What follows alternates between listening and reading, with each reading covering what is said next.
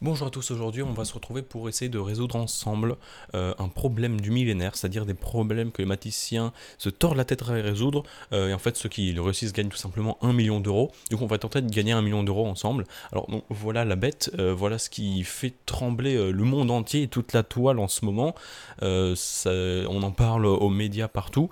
Du coup on va tenter de le résoudre ensemble. Alors donc voilà, j'ai fait prépa, je pense que je peux essayer au moins avec mes humbles connaissances. Du coup, tout d'abord, on a ce problème, donc on voit qu'on a différentes pommes, on a pomme plus pomme plus pomme, je pense à première vue que ça peut valoir 3 pommes. Ici, on a des bananes. Alors, je sais pas si on dit grappe de banane ou régime de banane. Dites en commentaire régime versus grappe. On va voir qui gagne. Laissez un gros pouce bleu aussi. Du coup, donc là, on a différents morceaux, voilà, des groupes de bananes.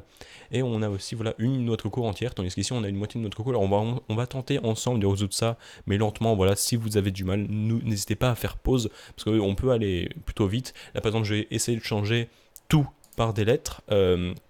C'est une méthode qui est utilisée par des mathématiciens russes. Alors ici, donc une pomme, j'ai remplacé par un P, une banane par un B et une moitié de noix de coco par un C. Voilà, donc on va tenter de résoudre ça ensemble le plus lentement possible, et voilà, histoire d'être sûr de ne pas se tromper. Du coup, donc, une fois qu'on a ça, je crois que P plus P plus P, ça fait 3P.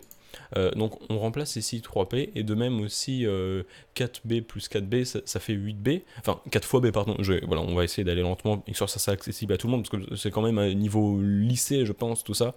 Euh, Voire peut-être juste prépa même, je sais pas. Enfin bref, on va essayer de le faire. Donc voilà, donc on a 3P qui vaut alors 30, on sait que c'est divisé par 3 et par 10.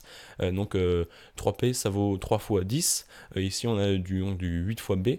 Donc on sait donc une autre méthode, cette fois-ci par des mathématiciens chinois, qui nous apprennent qu'en fait, lorsqu'on a un produit de voilà des facteurs, on a un même facteur des deux côtés de l'équation, parce que c'est une équation ici vu qu'il y a un signe égal. En fait, on peut simplifier, vu que le nombre ici c'est un 3 et c'est pas un 0. Du coup, on peut simplifier, ce qui nous donne P égale 10. Donc ici, on peut remplacer le P par un 10. Alors, dernière ligne, on va s'en occuper à la fin. On va pas aller trop vite, sinon on risque de se tromper quand même. Voilà, faut penser à tout développer pour pas se tromper. On est en prépa quand même. Ensuite, une fois qu'on a trouvé P qui vaut 10, on va remplacer. Donc cette fois-ci, c'est pas par des Russes ou par des Chinois, c'est en fait la Silicon Valley qui nous apprend qu'en fait, lorsqu'on a une égalité, on a un terme d'un côté une égalité, ici le 10 là-bas, on peut le passer de l'autre côté en changeant son signe. Ici, le plus 10 va se transformer en moins 10. Et donc 18 moins 10, ça vaut combien? Ça vaut 8. Et donc 8 bananes vaut 8 fois 1. On utilise la même technique qu'auparavant, ça donne que donc B il vaut 1, et on remplace ensuite le B en dessous, donc 4 fois 1, ça fait 4. On va utiliser la même technique, on va le passer de l'autre côté, ça nous fait 2 moins 4. 2 moins 4 qui nous donne moins 2 tout simplement. Or, moins 2, ça vaut aussi moins 2 fois 1, donc moins 2 fois C donne moins 2 fois 1. On réutilise la même technique. Plutôt, c'est des mathématiques avancées, donc faites attention, lisez lentement. Putain, j'en suis qu'à 3 minutes, il faut que j'atteigne plus de 4 quand même, parce que c'est quand même compliqué. Du coup, voilà, donc on en est donc à moins 2 fois C égale moins 2 fois 1, donc je pense pouvoir dire que C vaut 1. Et une fois qu'on a cela, on a les trois. On peut tenter de résoudre ceci, on devrait peut-être y arriver si on fait pas trop de conneries.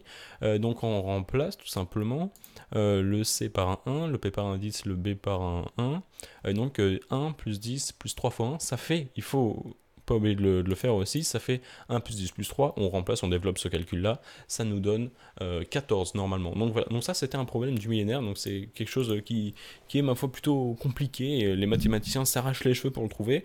J'ai réussi à le faire, donc voilà, c'est quand même compliqué, c'est pour ça que la vidéo doit faire plus de 4 minutes, parce que bah, c'est long à expliquer, puis voilà, il y a des règles de calcul qui sont minimum niveau bac, donc voilà, c'est quand même compliqué, j'espère que j'ai réussi à le rendre plutôt explicable pour la majorité d'entre vous. Si vous avez aimé, si j'ai normalement eu bon, n'oubliez pas de mettre un petit pouce bleu, et puis voilà, abonnez-vous. Sur ce, je vous laisse, je vous dis à la prochaine, à plus.